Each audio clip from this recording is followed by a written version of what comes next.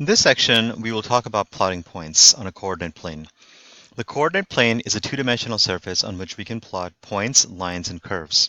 It has two axes perpendicular to each other called the x-axis and y-axis. These axes are at right angles to each other.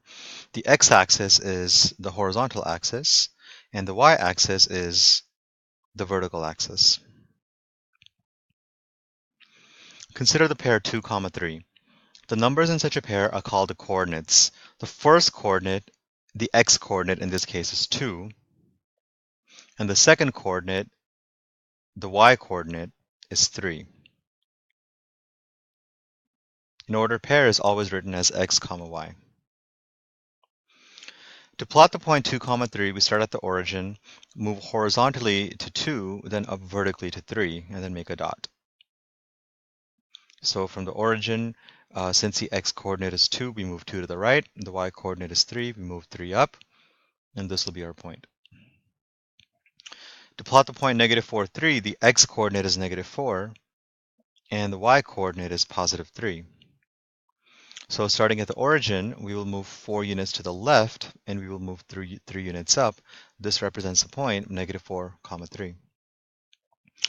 Now in this example, let's find the coordinates of the points A, B, C, D, E, F, and G. So let's start with A.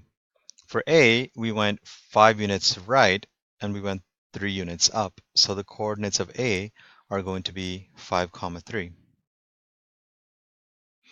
Now for B, we went 2 units to the left, and we went 4 units up. So the coordinates of B will be -2, 4.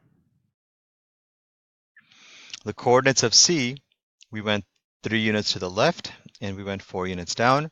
So this is the point -3, 4. The coordinates of D, we went 3 units to the right, and we went 2 units down. So this is the point 3, -2. Letter E, we went 2 units to the right, and we went 3 units up.